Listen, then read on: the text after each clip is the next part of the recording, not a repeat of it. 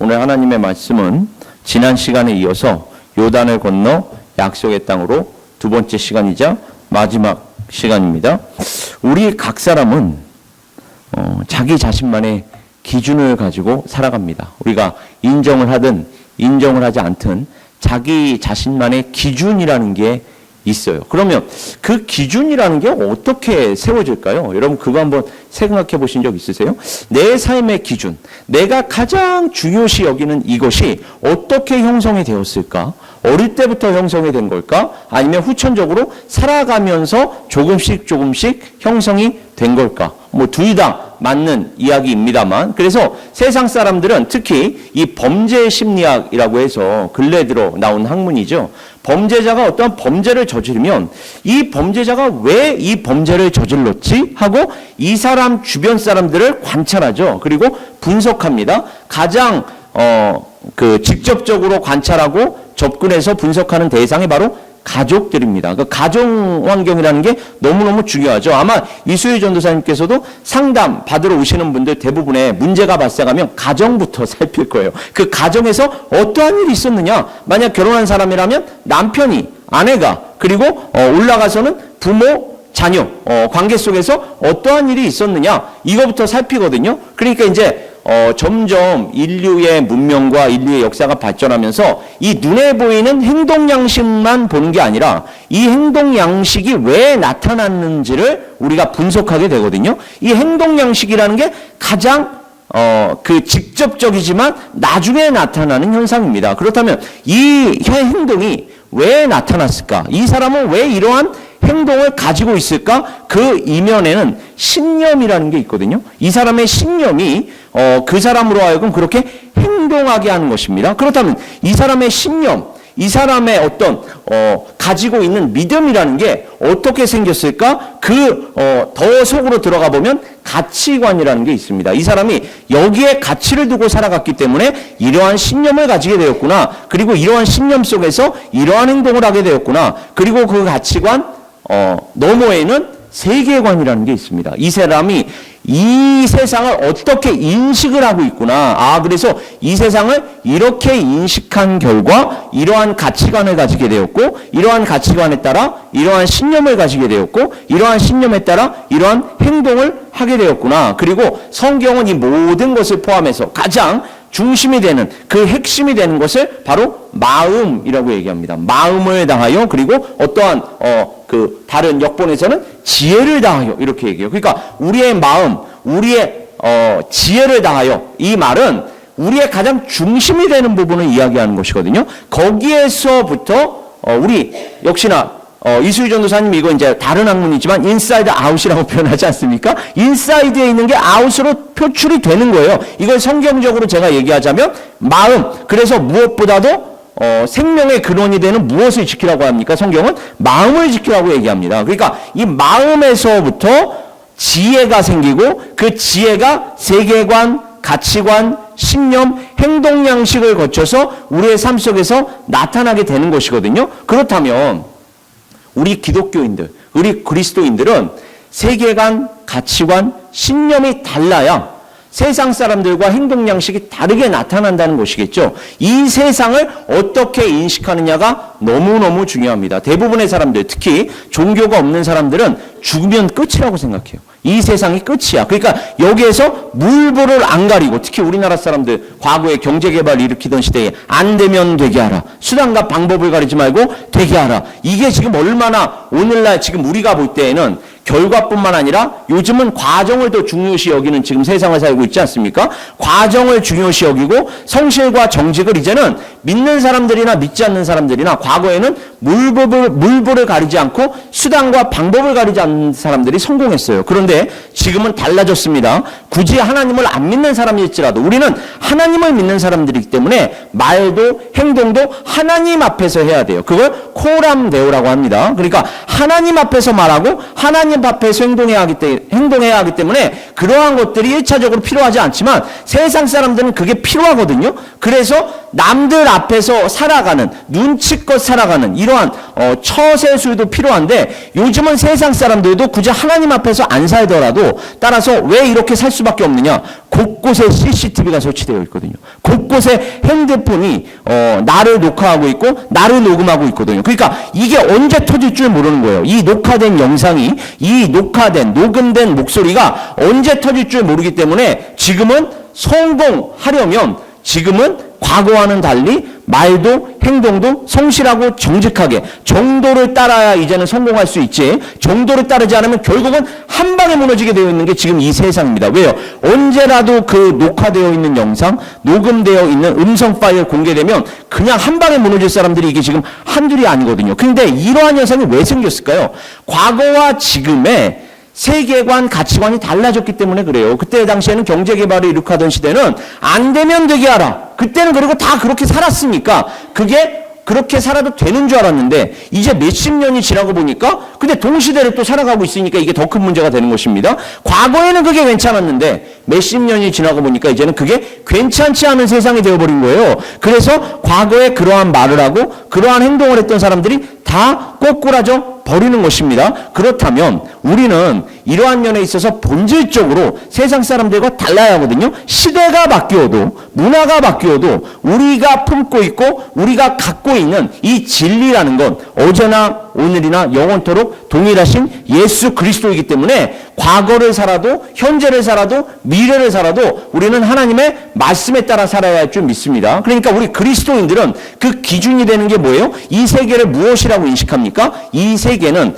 주님 다시 오실 때, 물론 그렇다고 해서 이 세상을 우리가 막 살자는 게 아니에요. 이 세상은 곧 예수 그리스도께서 재림하시게 되면 인류 역사라는 게 예수 그리스도가 결국은 한 획을 그으신 거 아닙니까? Before Christ와 Anno Domini로, 그래서 BC와 AD를 예수 그리스도의 그 성육신, 특히 성탄절 시즌에는 예수 그리스도의 이 성육신이 역사의 한 획을 그었지만 예수 그리스도께서 재림하시는 그때에는 인류 역사가 끝나는 날입니다, 여러분. 그러니까 이 세상은 새하늘과 새 땅이 내려와서 이 세상은 불사르기 위하여 준비되었다라고 베드로가 얘기하잖아요. 이 세상은 없어지고 새하늘과 새 땅이 내려와서 우리가 올라가는 것도 아니고, 그러니까 바벨탑 쌓는 건 크나큰 죄악인 거예요. 하나님으로부터 내려오는 게 복이고 하나님으로부터 내려오는 게 은혜이고 하나님으로부터 내려오는 게 구원이지, 우리가 자꾸만 뭔가를 가지고 하나님께 올라가는 건 이거는 자기 주제는 모르는 짓입니다. 그러니까 하나님이 신부가 단장한 것 같이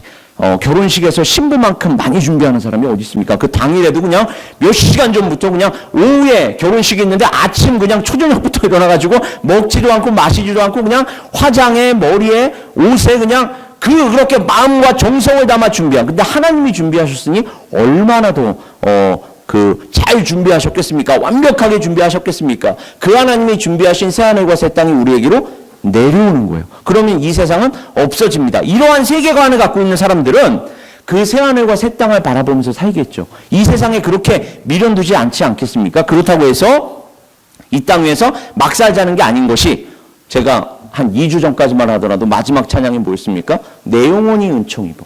그 새하늘과 새 땅을 우리 역시 준비하고 있는 사람들입니다. 그 새하늘과 새 땅에 가서 이렇게 살아야지 저렇게 살아야지, 물론 우리가 아무리 계획을 세워본다 하더라도 하나님의 강권적인 그 계획과 섭리 속에서 하나님의 역사로 인하여 온전히 순종할 수밖에 없는 그러한 방향으로 나아가겠지만, 하나님 나라에 가면 우리가 영원토록 이렇게 살겠지? 하나님 아멘 주 예수여 다시 오시옵소서라는 이러한 신앙 고백과 함께, 그러나 높은 산이 거친들이 초막이나 궁궐이나 주 예수가 나와 동행하는 곳이라면 그 어디나 하늘나라, 그 하나님의 나라를 지금 맛보면서 사는 것이구나. 그러면 하나님의 나라를 사는 내가 어찌 이러한 말을 할 수가 있어? 어찌 이러한 행동을 할 수가 있어? 내가 지금 하나님과 동행하고 있는데 하나님을 믿지 않는 사람들과 어떻게 똑같은 말을 할 수 있고 똑같은 행동을 할 수가 있겠어? 이건 아니잖아로 살게 되어 있다는 것입니다. 이렇게 세계를 인식하는 것에 따라 가치라는 게 생겨요. 아, 맞아. 그러면 이게 가치가 있는 거구나.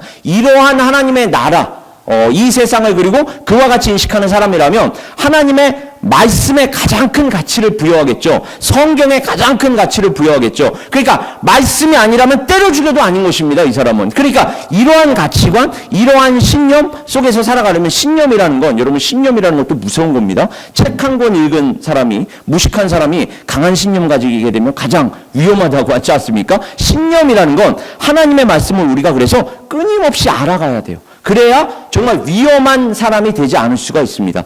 강한 신념을 가지려면 고집이라는 것도 중요하지만, 고수하는 것도 중요하지만, 하나님의 말씀을 그만큼 전체적으로 보고, 또 다른 한편으로 구체적으로 살피면서, 하나님의 말씀이 이러한 것을 이야기하고 있고, 오늘날 우리에게는 이러한 쪽으로 적용이 될 수 있겠구나, 이렇게 살아가야 하겠구나를 가지고 신념이라는 게 생기고, 여기에 따라 우리가 행동 양식을 가지게 된단 말이죠. 이렇게 교회, 그리스도인들에게는 무엇이 기준이 되는 것입니까? 하나님의 말씀이 기준이 되는 줄 믿습니다. 그래서 이 기준이 된다라는 뜻에 여러분 많이 들어보셨을 거예요. 캐논이라는 말 들어보셨죠? 카메라 회사가 아니라 캐논이라는 건 성경을 얘기합니다. 더 구체적으로 얘기하면 정경을 얘기해요. 그러니까 이 정경을 이야기하는 단어가 캐논이거든요. 이 캐논이라는 건 사실은 기준이자 척도를 얘기합니다. 그러니까 우리 교회 그리스도인들에게만큼은 우리가 세계관을, 우리가 가치관을, 우리가 신념을, 우리가 행동 양식을 가지고 살아갈 때에 그 모든 것들을 형성하는 기준이자 척도가 무엇이 된다는 것을 이야기합니까? 하나님의 말씀이 된다는 것을 이야기합니다. 그러니까 하나님의 말씀에 얼마나 우리가 더 마음을 기울여야 하고 얼마나 더 우선순위를 삼아서 살아야 하겠습니까? 여호수아는 바로 이 점을 우리에게 이야기하는데, 왜 이 점을 이야기하느냐? 아까 우리 찬송 그 가사에도 믿음으로 사는 자는, 그렇죠? 하늘 위로 받겠네, 무슨 일을 만나든지 만사 형통하리라. 이 단어, 너가 형통하리라. 내가 무엇을 하든지 어디를 가든지 형통하리라. 이 형통하리라는 말을, 이 말에 대한 정의를 세상의 가치 기준에 따라, 세상의 세계관에 따라, 이 세상이 우리에게 가르치고 세뇌시키는 논리에 따라 해석을 하면 안 되는 것입니다. 그건 세상 사람들도 다 하잖아요. 새해 복 많이 받으세요 한 몇 주 오면 우리 그렇게 인사 나눌 거예요. 특히 세상 사람들과 함께 일하는 직장이나 학교에 가면 새해 복 많이 받으세요. 이 여기에서 복이라는 거, 만사형통이라는 거 그냥 다 써붙이지 않습니까? 만사형통이라는 게 뭐예요? 내가 원하는 대로 내 인생이 펼쳐지는 걸 만사형통이라고 대부분 다 이야기합니다. 그죠? 내가 원하는 대로 내 자녀가 있다면 내 자녀가 학교에서 공부 열심히 하고 명문대학 가고 직업, 좋은 직업 가지고 또 이제 결혼할 나이가 되면 좋은 배우자 만나서 결혼하고, 이게 자기 기준이지만 사실은 이 세상의 기준입니다. 대부분의 사람들이 얘기하는 기준이라는 걸 얘기해요. 그러나 교회, 그리스도인들은 이 기준 자체가 달라야 한다니까요. 성경이 얘기하는 형통이라는 게 무엇인지 한번 오늘 조금 더 구체적으로 살펴보도록 하겠습니다. 성경은 형통을 무엇이라고 얘기하느냐? 지혜롭게 행하는 것이라고 정의합니다. 형통이 뭐라고요? 지혜롭게 행하는 거예요. 돈 많이 버는 게 형통이 아닙니다. 명문대학 가는 게 형통이 아니에요. 좋은 직장 갖고 있는 게 형통이 아닙니다. 그걸 형통이라고 얘기하지 않아요, 성경은. 성경이 정의하는, 성경에 또는 신학사전에 따르면, 또 성경에 따르면 형통이라는 건 지혜롭게 행하는 것이다. 여기서 사칼이라는 히브리어가 사용이 되거든요. 사칼이라는 히브리어는 지혜롭게 행하다를 의미하는 것이기 때문에 그렇습니다. 이 사칼이라는 히브리어가 사용이 된 가장 분명한 성경 구절이 바로 이사야서 52장 13절이고 예레미야 23장 5절에서 6절이에요. 자, 이 말씀을 한번 제가 살펴볼게요. 보라, 내 종이 형통하리니. 여기서 형통이라는 말이 나옵니다. 받들어 높이 들려서 지극히 존귀하게 되리라. 자, 이거 보세요. 보라, 내 종이 형통하리니 받들어 높이 들려서 지극히 존귀하게 되리라. 자, 이것을 세상의 가치관에 따라 해석하면 올 한 해 만약 이 말씀을 내가 지금 이 순간에 받아서 감동 감화를 받았다고 하죠. 그럼 내년에는 아주 그냥 대박을 치겠다는 것이구나. 이렇게 잘못 적용이 될 수 있습니다. 그러나 이것이 지금 무엇을 이야기하는지를 제가 예레미야 23장 5절에서 6절까지 다시 한번 읽어본 다음에 설명을 드릴게요. 보라, 때가 이르리니 내가 다윗에게 한 의로운 가지를 일으킬 것이라. 그가 왕이 되어 지혜롭게 다스리며, 이게 형통이거든요. 지혜롭게 다스리며 세상에서 정의와 공의를 행할 것이며 위의 구절들에서 형통이라는 말 지혜롭게 행하다 또는 지혜롭게 다스리다 라는 이러한 말이 사실은 우리나라 한글 성경 개역 개정 뿐만이 아니라 예전에 나온 그 개역 성경에도 주석이 달려있는 여러분이 성경을 가지고 계시다면 그 주석으로 달려있는 그 성경 속에서 형통하다라는 말 밑에 대부분의 주석이 밑에 있으니까 밑에 지혜롭게 행하다 또는 지혜롭게 다스리다 라고 지금 번역이 되어 있다는 것을 여러분 쉽게 확인해 볼 수가 있을 것입니다. 이와 같이 번역이 되고 해석이 되어야 위의 구절들이 성경적으로 바르게 풀리는데 이 말을 제가 조금 더 설명을 하자면 때가 참에 예수 그리스도께서 하나님의 뜻에 따라 의로운 가지가 되고 왕이 되어서 정의와 공의대로 지혜롭게 다스리신다. 특히 예수 그리스도께서 재림하실 때 이제 그 땅이 그 하늘이 새하늘과 새 땅이 오면 우리는 말 그대로 하나님이 말씀하시는 인간이 아무리 저스티스 이 땅 위에서 부르짖어 봐야 유토피아를 아무리 꿈꿔봐야 이 세상에서는 정의가 시행이 될 수가 없습니다. 왜요? 그 개념 자체, 그 정의를 사모하는 마음, 전도서는 그걸 영혼을 사모하는 마음을 우리 각 사람에게 주셨다고 하거든요. 아무리 정의가 바르게 시행되기를 사모하고 영혼을 사모하는 마음을 주셨다 할지라도 우리는 그것을 이룰 수가 없습니다. 우리는 두 주먹 불끈 쥐고 이 꽉 깨물고 내가 반드시 이렇게 해야지 라고 해봐야 바로 꺾여버려요. 작심 3일이 아니라 작심 그냥 3초예요. 3초. 왜 그럴까요? 우리의 죄성이 그것을 하지 못하게 하기 때문입니다. 우리의 죄성이, 우리의 죄악된 본성이 그것을 사모하기만 하지 그것을 시행하지는 못하게 합니다. 그러니까 사도 바울이 뭐라고 얘기해요? 내가 원하는 이것을 행하지 아니하고 내가 원하지 않은 이것을 행하는구나. 오라 나는 공고한 사람이로다. 누가 나를 이 사망의 몸에서 건져내랴. 사도 바울이 그렇게 얘기할 정도예요, 여러분. 수많은 기사와 이적을 행했을 뿐만 아니라 물론 하나님께서 행하신 것이지만 비전까지 보여주셨어요. 저 하나님 나라까지 갔다 온 사람이거든요, 사도 바울은. 오죽하면은 나는 그냥 빨리 하나님 곁에 가고 싶어. 이 땅 위에 있고 싶지 않아. 그러나 하나님의 관점에서 보면 내가 지금 이 전도사역, 내가 이 선교사역을 하지 않으면 안 되겠기에 부득불 이 복음사역을 감당해야 하겠기 때문에 여러분과 지금 함께 거하는 것이 너희들에게 유익이라. 이렇게 사도 바울이 이야기하지 않습니까?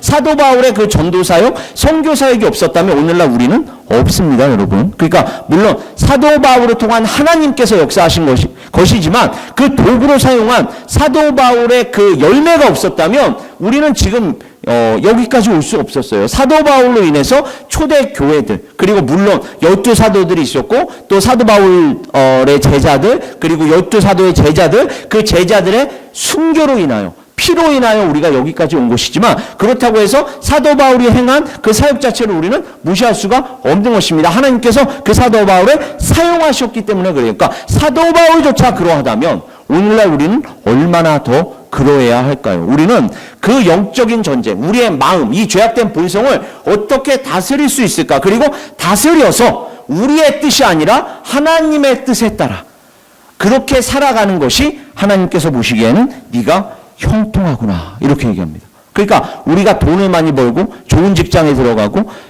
세상 사람들이 흔히 얘기하는 이 성공을 해야 우리가 형통한 것이 아니라 성경에 따르면 무슨 일을 만나든지 나의 가치 기준에 따라 말하고 행동하는 게 아니라 하나님의 말씀에 따라 말하고 행동하는 것, 이걸 성경은 형통이다라고 얘기합니다. 얼마나 다른 것입니까? 세상이 정의하는 형통과 성경이 우리에게 가르치는 형통이 얼마나 근본적으로 다르다는 것을 알게 돼요. 근데 점점 세상이요, 진리와 거짓이 노골적으로 드러나는 세상 아닙니까? 아까 제가 말씀드렸잖아요. 이 세상 사람들도 이제는 성실하고 정직해야 성공하는 시대가 왔다니까요. 온갖 CCTV와 이 핸드폰을 비롯한 전자기기 때문에 요즘에는 성실하고 정직하지 않으면 한 방에 그냥 훅 가는 그러한 세상을 살아가고 있어요. 그러다 보니까 진리와 거짓이 어떤 경우에는 불분명하기도 하지만 어떤 경우에는 분명하게 드러나기도 하거든요. 그러한 세상 속에서 우리가 살아가고 있는데 이때에 우리가 어떠한 가치 기준에 따라 살아가야 한다고요? 하나님의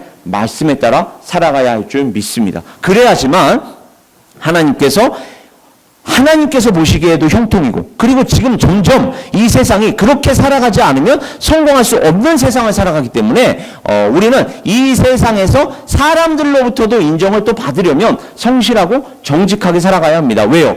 우리는 더 성실하고 정직하게 살아갈 수밖에 없는 게, 살아가야 하는 것이 우리가 잘못 살면 우리 한 사람 욕먹는 걸로 끝나는 게 아니라 우리가 믿는 하나님까지 욕보이기 때문에 그렇습니다. 아, 저들이 믿는 하나님이 저거야? 야, 저런 하나님이라면 우리는 안 믿어. 이렇게 하나님의 이름까지도 능멸당하는 처지에 놓이게 되기 때문에 우리가 얼마나 더 하나님의 나라와 영광을 위하여 더 거룩하게 존귀하게 살아가야 하겠습니까? 이것이 바로 형통이라는 거예요. 이와 같은 의미에서의 형통, 지혜롭게 행한다라는 의미에서의 형통을 야고보는 다음과 같이 설명합니다. 오직 위로부터 난 지혜는 첫째 성결하고, 다음에 화평하고 관용하고 양순하며 긍휼과 선한 열매가 가득하고 평경과 거짓이 없나니, 화평하게 하는 자들은 화평으로 심어 의의 열매를 거두느니라. 그러니까 여러분 생각해 보세요. 우리가 교회 안에서 혹시 나의 말이, 나의 행동이 다른 형제 자매들에게 혹시 갈등과 다툼을 조장하고 있지는 않은가? 곰곰이 따져보셔야 돼요. 나의 말과 나의 행동이 한 사람 한 사람을 하나 되게 하고 있는가? 아니면 같음과 다툼을 조장하고 있는가? 만약에 전자가 아니라 후자라면, 갈등과 다툼을 조장하고 있는 말을 하고 있고 행동을 하고 있다면, 여러분 특별히 이 시간에 철저하게 회개하기를 원합니다. 우리부터 회개해야 돼요. 우리부터 변화되어야 할 줄 믿습니다. 그래야 우리가 다른 형제 자매들과 하나가 될 수 있고, 교회 안에서 하나가 되어야 세상 속으로도 가서 그 사람들을 하나님과 화평하게 하는 자가 될 수 있는 거지. 아니, 옆에 있는 형제 자매들과도 하나가 되지 못한 자가 어떻게 전도를 하겠다는 것입니까? 어떻게 선교를 하겠다는 거예요? 어떻게 밖에 나가서 그 사람들과 하나님과의 관계를 화평케 하는 자로 쓰임을 받겠다는 것입니까? 이건 말이 안 되는 거예요. 우리 자신부터 하나님과 하나가 되어야 하고, 그리고 하나님 안에 있는, 주 안에 있는 형제자매들과 먼저 하나가 되어야 할 줄 믿습니다. 이걸 위해서 우리가 더욱더 말씀을 연구해야 하고, 이 말씀에 따라 기도해야 하는 것입니다. 그리고 예수 그리스도께서도 제자들을 통해서 야, 너희 이제 전도하러 나가라 라고 보내시며 말씀하셨을 때에 이것을 지혜와 연결시키면서 말씀하셨거든요. 보라, 내가 너희를 보냄이 양을 이리 가운데로 보냄과 같도다. 그러므로 너희는 뱀같이 지혜롭고. 그 상황 속에서 너희가 어떠한 말을 해야 하고 어떠한 행동을 해야 할지 너희들은 곰곰이 생각해야 돼. 하나님께서 주시는 말씀에 따라 말하고 행동해야 그게 형통인 거야. 그게 지혜인 거야. 라는 것을 예수 그리스도께서는 우리에게 말씀하고 계십니다. 그리고 다른 한편으로 우리가 그렇다고 해서 제가 늘 여러분께 말씀드리는 게 있어요. 범죄자들을 전도한답시고 내가 범죄를 하면 됩니까? 안 되죠.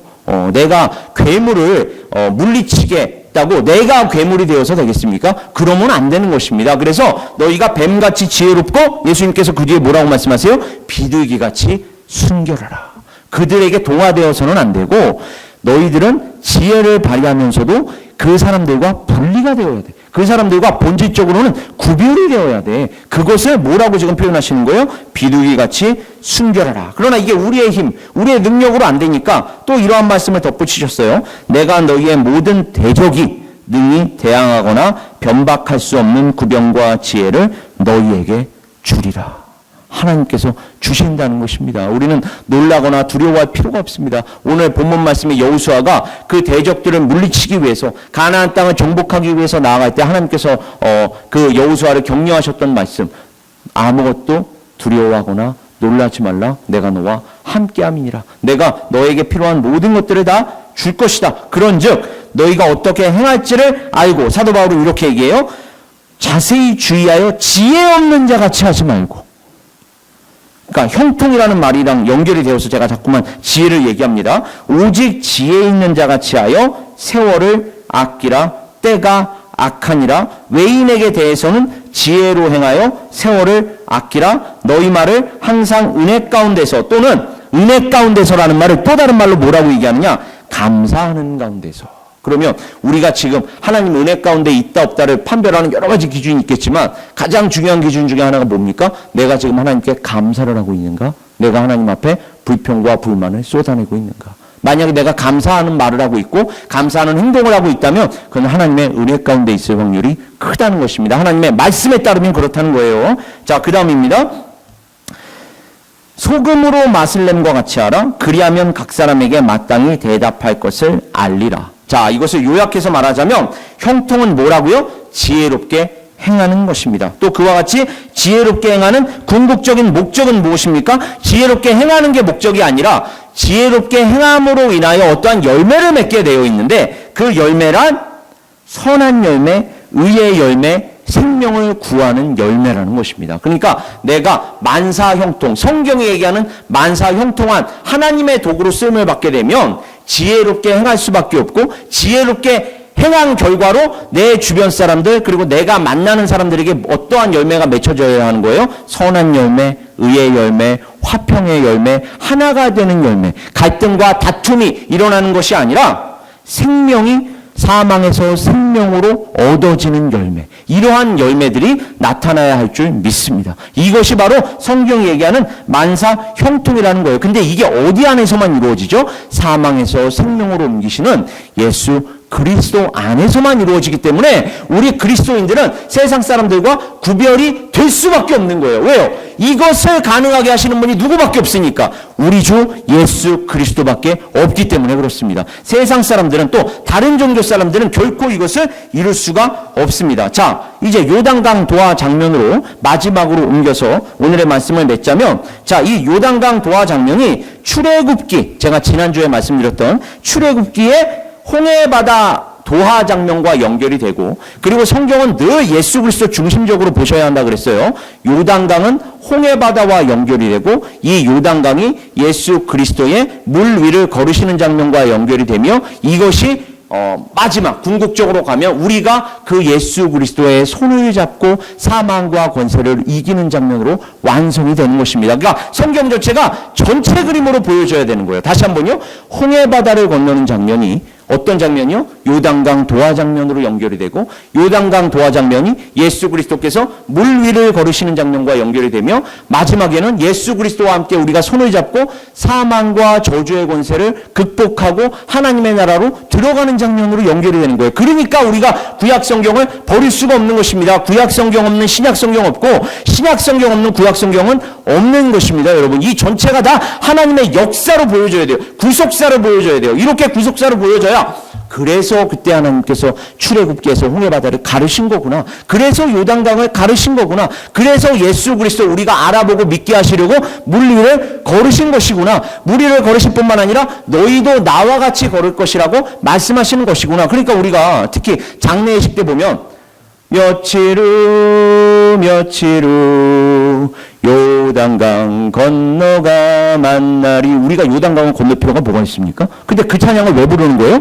이 구약 성경 여호수아서의 근거에서 이야기하거든요. 이 여호수아를 여기에서 얘기하는 요단강이 무엇인지를 우리가 모르면 지금도 요단강을 자꾸 건너려고 한다니까요. 이 요단강이 궁극적으로 뭘 얘기한다고요? 우리가 우리의 죄로 인하여 빠질 수밖에 없는 사망을 얘기하는 거예요. 저주를 얘기하는 거예요. 근데 그걸 누구와 함께 건넌다고요? 예수 그리스도와 함께 건너는 것입니다. 우리가 이 땅 위에서 이제 하나님께서 허락하신 그 시간이 다 차서 하나님께로 갈 때에는 그 사망과 저주를 극복해서 사망에서 생명으로 건너가는 거 아닙니까? 그러니까 요단강을 건너가 만난다는 건 생명을 건너서 사망을 건너 생명으로 옮겨진다는 뜻이에요, 이게. 그러니까 이렇게 성경 전체적으로 안 보면 지금도 끊임없이 요단강 그럼 뭐 예루살렘 땅에 지금 가겠다는 것입니까? 죽어서? 그게 말이 안 되는 것이고 영적으로 또 성경 전체적으로 우리는 이것을 해석할 수 있어야 돼. 이것뿐만이 아닙니다, 여러분. 이 만나를 먹이시는 장면 예수님께서 뭐라고 해석하세요? 나중에 너희가 광야에서 만나를 먹었지 내가 진짜 그 만나가 궁극적으로 가리키는 참 만나야, 이렇게 얘기하는 거 아닙니까? 그러니까 이 만나 사건, 광야에서의 만나 사건은 나중에 무엇과 연결이 되느냐? 엘리야와 엘리사도 오병이어 기적을 행하거든요. 여러분 열왕기 상하를 보세요.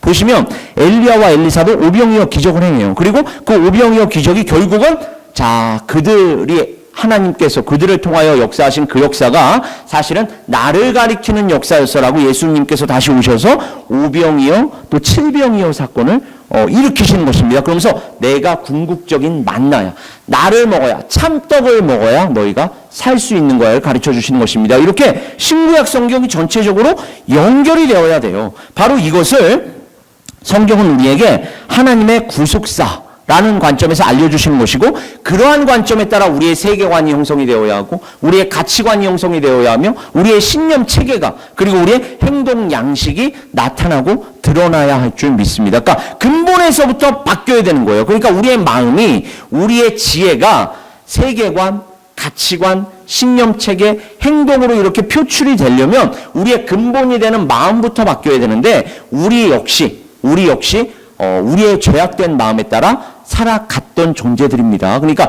지금 그렇게 살고 있는 자들 적대시하기보다는 그들을 불쌍히 여겨야 돼요. 그들을 불쌍히 여기면서 긍휼히 여기면서, 왜요? 하나님께서도 그렇게 그들을 바라보고 계시기 때문에 그들을 긍휼히 여기는 마음, 불쌍히 여기는 마음으로 바라보면서, 하나님 저들의 마음을 변화시켜 주시옵소서. 저들의 마음이 바뀌어야 되는 거예요. 행동 하나 달랑 바뀌어가지고 이거 해결될 문제가 아닌 거예요. 행동이 바뀌려면 신념이 바뀌어야 되고, 신념이 바뀌려면 가치관이 바뀌어야 되고, 가치관이 바뀌려면 세계관이 바뀌어야 되고, 왜요? 이 세상이 다가 아니라는 일단은 세계관이 있어야 할 거 아닙니까? 이 세상은 곧 없어질 거야. 새하늘과 새 땅이 내려올 거야. 그 새하늘과 새 땅, 종말론적인 신앙 가지고 살아가자. 이렇게 바뀌어야 나의 가치관이 비로소 바뀌고, 나의 신념 체계가 바뀌고, 나의 행동이 비로소 바뀔 수 있는 거지. 그냥 너 이렇게 하면 안 돼, 이렇게 해야 돼, 요거 달랑, 요거 행동 하나 바꾼다고 해서 해결될 문제가 아니라는 것입니다. 우리의 본성 자체가 바뀌어야 돼요. 옛자가 새자로 바뀌어야 하는 것입니다. 이렇게 바뀌려면 성령께서 우리 안으로 들어오셔서 역사하시는 수밖에 없는 줄 믿습니다. 그래서 우리는 성령을 지금도 끊임없이 붙들고 붙잡아야 하는 거예요. 제가 지난주에도 말씀드렸지만 이 요단강 도화 장면은 홍해바다 도화 장면과 비슷하지만 다른 점이 뭐라 그랬죠? 홍해바다는 하나님께서 밤새도록 기도했더니 쩍 갈라주셨고, 쩍 갈라진 곳을 비로소 모세를 앞세운 이스라엘 민족이 건널 수가 있었습니다. 그러나 이 요단강 도화 장면은 그때는 없었던 언약궤가 등장해요. 그죠? 하나님의 말씀이 등장합니다. 그리고 이 언약궤를 맨 제사장들의 발바닥이 요단물이 갈라지기 전에 먼저 밟습니다. 그리고 밟고 멈추었을 때 그때까지 흘러내리던 위에서부터 상류에서 하류로, 요즘 말로 얘기하면 요단강 상류에서 하류로 흘러내리던 물이 끊어지고 한 곳에 쌓여 섰습니다. 그때보다 더, 그리고 점점 더 명확하고도 분명하게 당신을 계시하시는 하나님이 발견이 되는 거예요. 그래서 이것을 점진적 계시라고 얘기합니다. 언약궤를 맨 제사장들이 사망과 저주의 그 바다를 밟고 건넜던 장면, 하나님께서는 언약궤라는 건 하나님의 말씀 아닙니까? 이 말씀을 다 이루신, 하나님의 언약을 다 이루신 누구요? 예수 그리스도께서 사망과 저주의 바다를 밟고 정복하실 것이다. 너희는 그 예수로 인하여 지금 요단강을 건너듯 너희들은 사망과 저주의 바다를 건널 것이다를 신약 성경까지 갖고 있는 우리에게까지는 이렇게 연결시켜서 알려주고 계시는 것입니다. 그래서 마침내 예수 그리스도께서 성육신하셔서 역사 속에서 물 위를 걸으셨을 뿐만 아니라 우리 모든 죄를 짊어지고, 그러니까 죄가 없어진 게 아니라 예수님께서 우리의 모든 죄를 짊어지고 돌아가신 것입니다. 죽기 위해 오신 분이에요, 여러분. 한번 생각을 해보십시오. 우리가 죽기 위해 살아간다면 얼마나 비참하겠습니까? 그러나 그건 세상의 기준이고 하나님의 기준에서는 비참한 게 아니라 그게 영광스러운 자리였습니다. 왜요? 그로 인하여 사망으로 끝나는 게 아니라 부활이 있었고, 그 부활로 인하여 당신 안에 있는 당신의 자녀들과 함께 영원토록 살아가는 그 영원한 삶이 보장될 수 있었기 때문입니다. 그러니까 이거보다 더 큰 영광이 어디에 있겠습니까? 그리고 오늘날 우리 또한 그 예수를 따라, 아까 우리 찬송가 가사에서 앞서가신 주를 따라갑시다. 우리는 그 예수를 따라가는 자들이에요. 그 십자가의 길을 따라가는 자들입니다. 그러니까 이 세상 사람들이 보기에는 불쌍해 보일 수도 있고 처량해 보일 수도 있어요. 그러니까 사도 바울이 뭐라고 얘기해요? 우리에게 부활이 없다면 우리가 가장 불쌍한 자다, 이렇게 얘기하죠. 세상 사람들이 볼 때는 가장 불쌍한 자가 맞아요. 아니, 이 주일날 시컷 잘 수 있는 이 주일날 가족들과 어디에 가서 근사한 곳에 가서 식사할 수 있고 놀 수 있는 이 시간에 우리는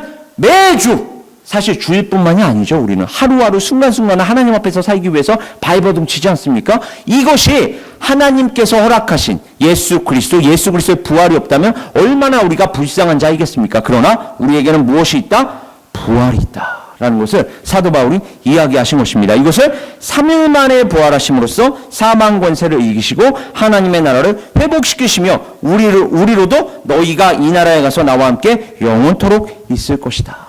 이것을 이사야 선지자는 이렇게 얘기합니다. 이는 내게 노아의 홍수와 같도다. 내가 다시는 노아의 홍수로 땅 위에 범람하지 못하게 하리라 맹세한 것 같이 내가 내게 노하지 아니하며 너를 책망하지 아니하기로 맹세하였노니 산들이 떠나며 언덕들은 옮겨질지라도 나의 자비는 내게서 떠나지 아니하며 나의 화평의 언약은 흔들리지 아니하리라. 너를 긍휼히 여기시는 여호와께서 말씀하셨느니라.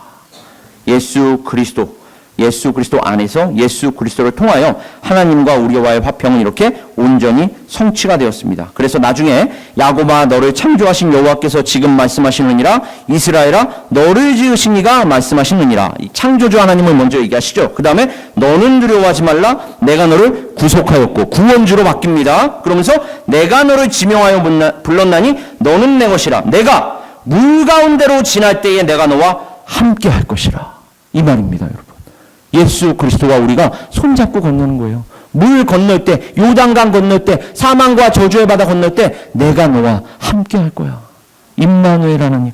강을 건널 때에 물이 너를 침몰하지 못할 것이며 내가 불 가운데로 지날 때 이제는 우리가 불심판까지 앞두고 있으니까 타지도 아니할 것이요 불꽃이 너를 사리지도 못하리니. 이거 언제 그림자로 보여줬죠? 다니엘의 세 친구 사드락과 아벳느고가 그 펄펄 끓는 불구덩이로 들어갔을 때에 털끝 하나 해하지 못한 거 아닙니까? 이게 그림자로 보여진 거예요. 너희 또한 나중에 불심판이 임할 때에 이와 같을 거야. 내가 너희와 함께 할 거야. 그 불이 너희의 털끝 하나 해치지 못할 거야.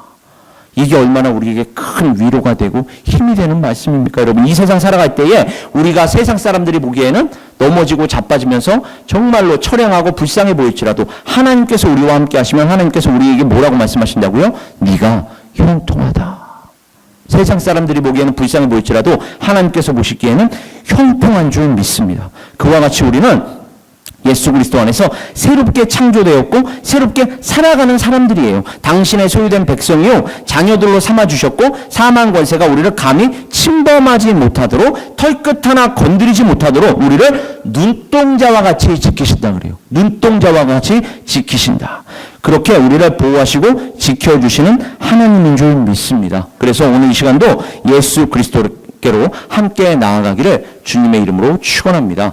제가 내년도 표를 예수 그리스도 안에서라고 얘기했어요. 그리스도 예수 안에서 뿌리를 받고 그 안에서 함께 자라가자. 예수 그리스도 안에 있을 때에 이 모든 것이 가능하기 때문에 그렇습니다. 예수 그리스도를 힘입을 때에 우리만 사망과 저주의 바다에서 하나님의 나라로 옮겨지는 것이 아니라 우리를 이제는 사용하셔서 지금 사망과 저주의 바다에서 허우적거리고 있는 그 한 사람 한 사람을 하나님의 나라로 옮기시는 그 사역 하나님께서 온전히 감당하게 하시기 때문에 그렇습니다. 우리는 그 사역을 위해 사실은 존재하는 거예요. 사망에서 생명으로 옮기시는 사역, 예수 그리스도께서 승천하셨고 12제자들을 통해서 초대교회를 이루셨으며 그 12제자들의 제자들로 하여금 교회들의 역사를 끊임없이 이어가셨고 지금 여기까지 도와주셨습니다. 우리 에베네세 선교뿐만이 아니라 공교회라는 The Church, 그죠? Capital C Church, 그냥 로컬 철치로서의 이 스몰 레터 철치가 아니라 Capital C Church, 그죠? 전체 교회, 공교회를 하나님께서 그와 같이 역사하셨어요. 여기까지 도우신 줄 믿습니다. 여기까지 인도하신 줄 믿습니다. 그렇다면 우리가 앞으로 나아가야 할 방향도 예수 그리스도 안에서 예수 그리스도를 통해서만 나아가야 하는 것입니다. 길이요 진리요 생명이신 그 예수 그리스도 안에서 우리는 한 사람 한 사람을 사망에서 생명으로 옮겨지게 하는 거룩하고도 존귀한 사명을 감당해야 할 줄 믿습니다. 제니퍼라는 한 여자의 어린 딸이 수영장 난관에 불안해하며 서 있었대요. 왜냐하면 그 어린 아이는 수영을 태어나서 처음 해보는 것이기 때문에 이제 막 물과 친숙해지려고 노력하고 있었다고 합니다. 딸의 수영 강사가 수영장 안에서 손을 벌리고 기다리고 있었대요. 그럼에도 불구하고 주저하는 딸의 눈 속에서 나를 잡아줄 거죠? 머리가 물속으로 빠지면 어떻게 되는 거예요? 라고 끊임없이 두려워했다고 합니다. 이게 그 요단강을 건넜던 혹은 홍해바다를 건넜던 이스라엘 민족의 심정 아니었을까요? 그리고 오늘날도 우리가 하나님이 내가 잡아줄 거야. 내가 잡아줄 거야. 뛰어내려. 너희 세상 가치관대로 살지 말고 내 말씀대로 살아. 내가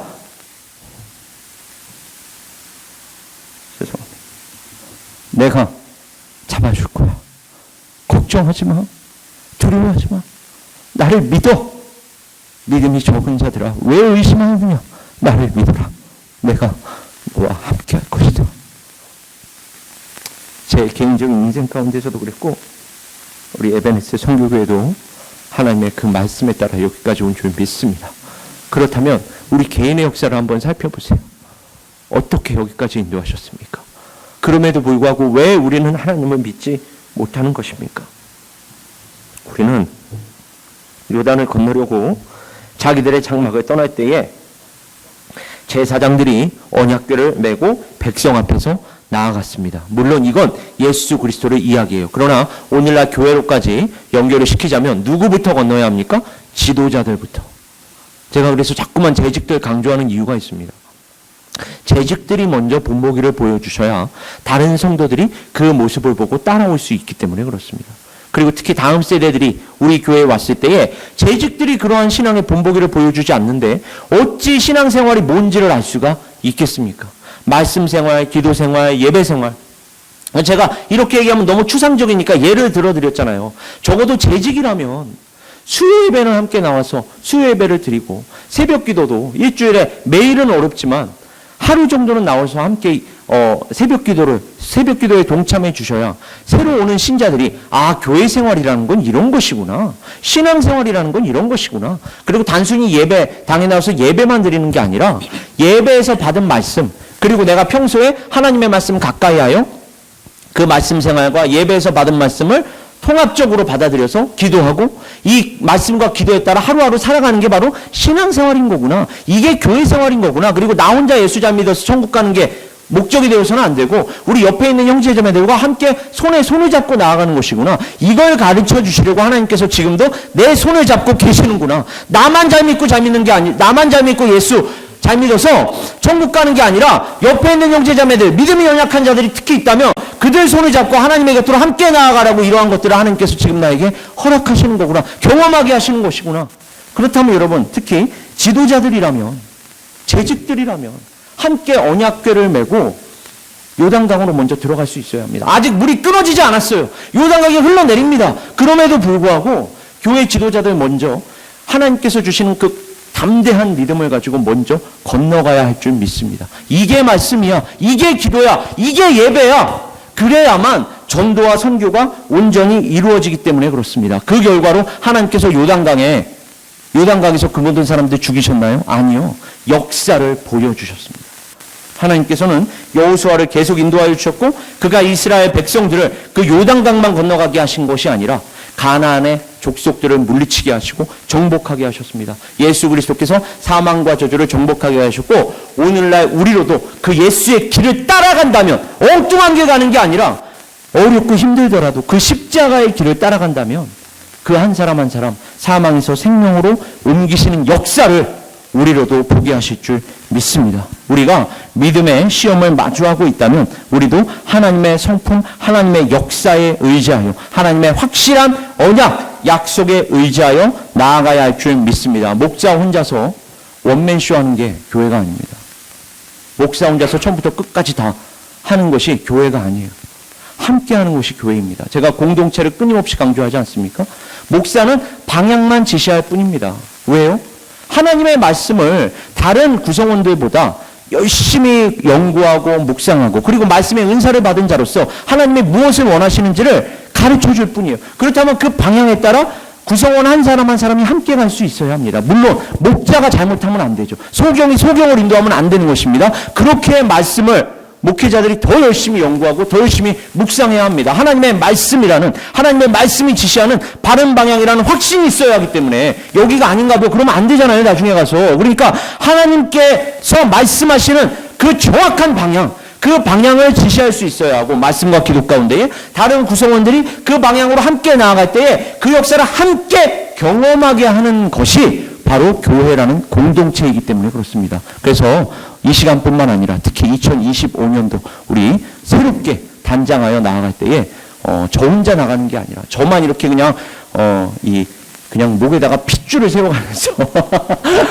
힘차게 부르짖는 게 아니라, 우리 한 사람 한 사람 손에 손을 잡고 마음에 마음을 잡고 한 마음과 한 뜻 되어 나아가 하나님의 역사를 함께 경험하는 에베레스트 선교교회 될 수 있기를 주님의 이름으로 축원합니다. 우리 시간 함께 기도하겠습니다. 아버지 하나님, 오늘 여호수아 말씀을 통하여 요단을 건너서 약속의 땅으로 건너가는 여호수아와 이스라엘 백성을 통하여, 그리고 예수 그리스도와 교회 그리스도인들을 통하여 우리 에베네스의 선교교회 또한 어떻게 다시 한번 마음을 잡고 나아가야 할지 아버지 하나님 말씀을 통하여 일러주시니 감사드립니다. 아버지 하나님, 지금부터 그리고 특히 내년에 아버지 하나님 새롭게 살고 시작할 때에 그 무엇보다도 우리의 가치 기준이 아니라 하나님의 가치 기준, 하나님의 말씀에 따라서 예수 그리스도 안에서 뿌리를 받고 함께 성장할 뿐만 아니라 함께 본보기를 보여주고, 그리하여 자연스럽게 전도와 선교가 이루어지는, 그렇게 하나님께 거룩하고 존귀하게 쓰임받는